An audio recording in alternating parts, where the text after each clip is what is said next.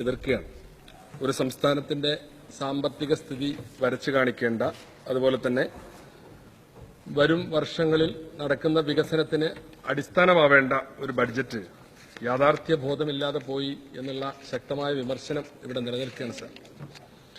ഇവിടെ എല്ലാവരും ചൂണ്ടിക്കാണിച്ച പോലെ ഈ കിഫ്ബിയിൽ ശരണം പ്രാപിച്ച ഒരു ബഡ്ജറ്റായി പോയി സർ. നമ്മുടെ മറ്റ് ധനസമാഹരണ മാർഗങ്ങൾ അന്വേഷിക്കാതെ എല്ലാം കിഫ്ബിയിലേക്ക് വന്നു എന്നുള്ളത് ഈ ബഡ്ജറ്റിന്റെ ഒരു വലിയ ന്യൂനതയാണ് സർ. അതിനിവിടെ 8 മാസത്തെ കിഫ്ബിയുടെ അനുഭവം നമ്മുടെ മുമ്പിലുണ്ട്. കഴിഞ്ഞ ബഡ്ജറ്റിൽ, ഇടക്കാല ബഡ്ജറ്റിൽ പറഞ്ഞത് 20,000 കോടി രൂപ കിഫ്ബിയിലേക്ക് വരുമെന്നാണ്. 1000-ൽ പരം കോടി രൂപ മാത്രമാണ് വന്നത്. അത് തന്നെ നബാർഡിന്റേതും മറ്റുമൊക്കെ അല്ലെങ്കിൽ തന്നെ മറ്റു രീതിയിൽ നമുക്ക് കിട്ടിയിരുന്ന പണമാണ്.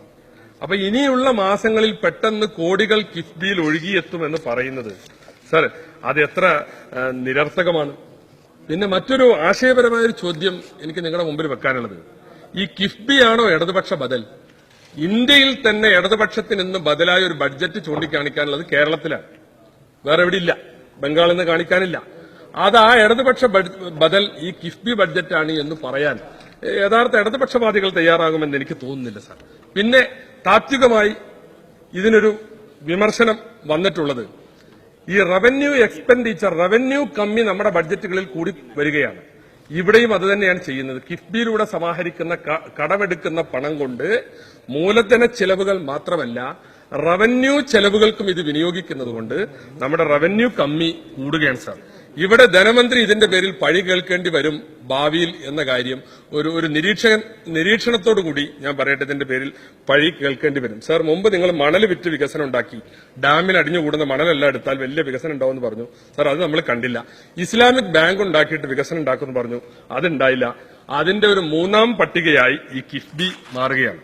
ഇവിടെ നമ്മുടെ സഹോദരി വീണ ജോർജ് പ്രസംഗിക്കുമ്പോൾ ജോൺ നാഷന്റെ ഒരു ഇംഗ്ലീഷ് സിനിമയെക്കുറിച്ച് പറഞ്ഞു. എനിക്ക് ഇംഗ്ലീഷ് സിനിമയിൽ വലിയൊരു പിടുത്തമില്ല, എന്നാൽ നമ്മളെല്ലാവരും കണ്ടിട്ടുള്ള സത്യൻ അന്തിക്കാടിന്റെ നാടോടിക്കാറ്റിലെ ഒരു രംഗമാണ് സത്യത്തിൽ സാർ എനിക്ക് ഈ ബഡ്ജറ്റ് കണ്ടപ്പോൾ ഓർമ്മ വന്നത്. അതിലൊരു ദാസനും വിജയനും നമ്മുടെയൊക്കെ മനസ്സിൽ നിന്നുള്ള മോഹൻലാലും ശ്രീനിവാസനും അഭിനയിച്ച ഒരു രംഗമുണ്ട്. അവരിങ്ങനെ ജോലിയില്ലാതെ അലഞ്ഞു തിരിഞ്ഞ് കിടക്കുന്ന ചെറുപ്പക്കാർ 2 പശുവിനെ വാങ്ങി ജീവിതം മെച്ചപ്പെടുത്താം എന്നവർക്ക് ഒരു ഉപദേശം കിട്ടി. ബാങ്കിൽ നിന്ന് ലോൺ എടുത്ത് 2 പശുവിനെ വാങ്ങണം. അപ്പോ ഇതിൽ ദാസൻ വിജയനോട് ചോദിക്കുന്ന ഒരു ചോദ്യമുണ്ട്. പറയട്ടെ ദാസൻ വിജയനോട് ചോദിക്കുന്ന ഒരു ചോദ്യമുണ്ട്. ഈ ബുദ്ധി എന്താണോ നമുക്ക് നേരത്തെ തോന്നാഞ്ഞെന്ന്. അപ്പൊ എല്ലാത്തിനും അതിന്റേതായ ഒരു സമയമുണ്ട് ദാസാ എന്ന ഒരു ഡയലോഗ് അതിലുണ്ട്. അങ്ങനെ അത് കഴിഞ്ഞ് ഇവരോട് പറയുന്നത് ഒരു പശുവിന് 25 ലിറ്റർ പാല് കിട്ടുമെന്ന, 2 പശുവും കൂടി ആവുമ്പോ 50 ലിറ്റർ പാലായി. അപ്പൊ അത് വിറ്റാൽ കിട്ടുന്ന കാശ്, അതുകൊണ്ട് വീട് വേണം, കാറ് വേണം, അങ്ങനെ ഷോപ്പിംഗ് കോംപ്ലക്സ് വേണം. ഇതൊക്കെ സ്വപ്നം കാണുന്നതിനിടയിൽ ഇവരിങ്ങനെ കിടന്ന് വർത്താനം പറയാം. അതിനിടയിൽ ഈ പശു ഒന്ന് കരയുമ്പോ ശ്രീനിവാസൻ പറയുന്ന ഒരു ഡയലോഗുണ്ട്, ഐശ്വര്യത്തിന്റെ സൈറനാണ് മുഴങ്ങുന്നത് എന്നൊരു ഡയലോഗുണ്ട്. എന്നതുപോലെയാണ് സാർ ഇവിടെ കിഫ്ബി കേൾക്കുമ്പോൾ ഓരോരുത്തർ കിഫ്ബി പ്രഖ്യാപനം കേൾക്കുമ്പോൾ വമ്പിച്ച കയ്യടിയാണ്.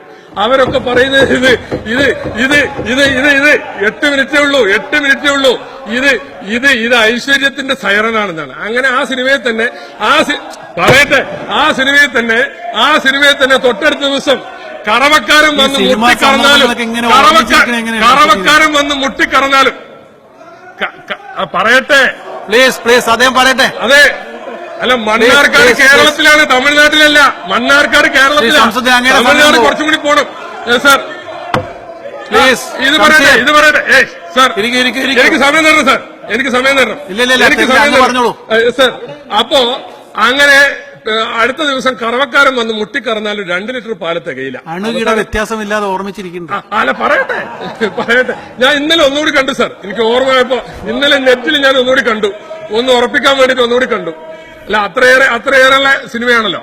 അപ്പൊ മുട്ടിക്കറന്നാലും 2 ലിറ്റർ പാലേ കിട്ടൂ. അങ്ങനെ പിന്നെ അവസാനം ഇവർ പശുവിനെ ഒഴിവാക്കാനുള്ള പ്രശ്നങ്ങളായി, ലോണും ബാധ്യതയും ഒക്കെ കുഴപ്പങ്ങളായിട്ട് ഇവർ പരസ്പരം പഴിചാരും. നീ പറഞ്ഞിട്ടാ ഈ പണി ചെയ്തത് അങ്ങോട്ടും ഇങ്ങോട്ടും പഴിചാരുമ്പോ വീണ്ടും ഇതുപോലെ സാർ പശു കരയുമ്പോ അപ്പൊ ഒരു ഡയലോഗുണ്ട്, വല്ലാത്തൊരു ശബ്ദം, ഇവറ്റൊക്കെ ഉറക്കൂല്ലേ, കൊലവിളിയല്ലേ നടത്തുന്നത് എന്നൊരു ഡയലോഗുണ്ട്.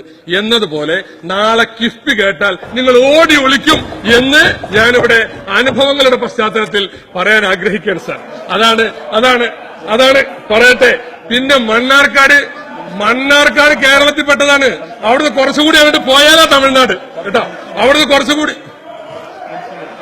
അവിടുന്ന് കുറച്ചുകൂടി അങ്ങ് പോയാലാണ്. ഷംസു, പാലക്കാട് ജില്ലയിൽ ഏറ്റവും കൂടുതൽ കിഫ്ബിയിൽ താങ്കളുടെ മണ്ഡലത്തിലാണ് ഉള്ളത് എന്നുള്ളത് ഓർക്കണം. 126 കോടിയാണ് ഏറ്റവും കൂടുതൽ പാലക്കാട് ജില്ലയിൽ. ഇവിടെ ബഹുമാനപ്പെട്ട ബാലേട്ടൻ ഇത് യാഥാർത്ഥ്യമാവും പോലും വിചാരം പോണം പറയട്ടെ. ഞാൻ പറഞ്ഞു ഞാനെന്താ മണ്ണാർക്കാട് മണ്ഡലത്തിൽ ഇതിൽ വിഹിതം കിട്ടിയില്ലാന്നോ, ഞാൻ എഴുതി കൊടുത്ത വികസന പ്രവർത്തനങ്ങൾ അംഗീകരിച്ചില്ല എന്നൊന്നും എനിക്ക് വാദമില്ല. എന്നൊന്നും എനിക്ക് വാദമില്ല, തന്നിട്ടുണ്ട്. പക്ഷേ നമ്മളിവിടെ ഈ ബഡ്ജറ്റിനെ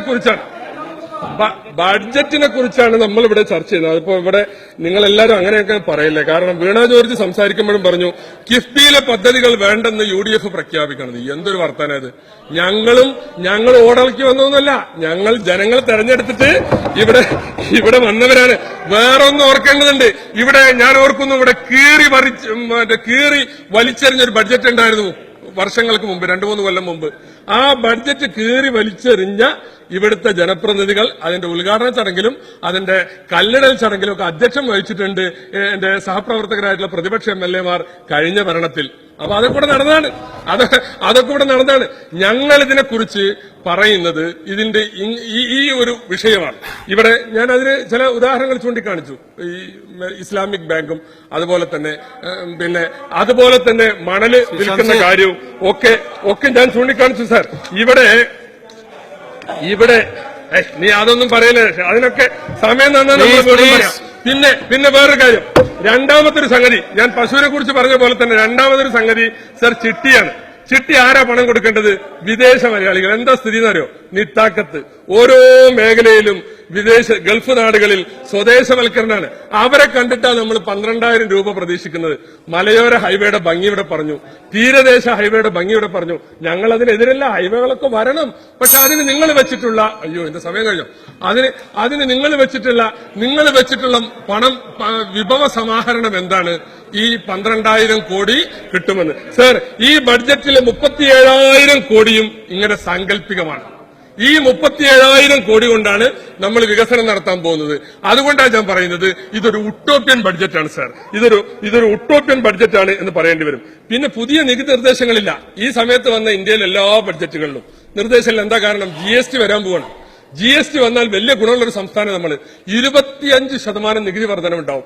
ആ പണമെങ്കിലും സർ നമ്മുടെ അത്യാവശ്യ മേഖലകളിൽ കൃത്യമായി വിനിയോഗിക്കാനുള്ള ഒരു ശ്രമം സർക്കാരിന്റെ ഭാഗത്തുണ്ടാകണം എന്ന് സൂചിപ്പിക്കുകയാണ് സർ.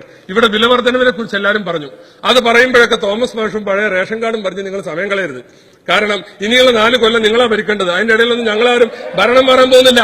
പക്ഷേ പറയട്ടെ അതിന് നീക്കിവെച്ചത് പഴയ പോലെ റേഷൻ കൊടുക്കാനുള്ള സംവിധാനം ഉണ്ടാവണം.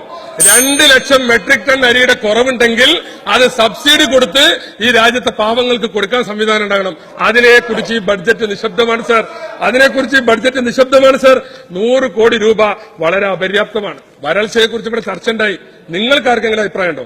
കഴിഞ്ഞ 5 കൊല്ലം വരൾച്ച ഉണ്ടാവും. ഞങ്ങൾ ജില്ലാ കളക്ടർമാർക്ക് ഒരു കത്ത് കൊടുത്തയച്ചാൽ 5 ലക്ഷം രൂപ വരെയുള്ള പദ്ധതികൾക്ക് വാട്ടർ ടാപ്പ് നന്നാക്കാൻ, ലൈൻ എക്സ്റ്റൻഷന് അനുമതി കൊടുക്കുമായിരുന്നു.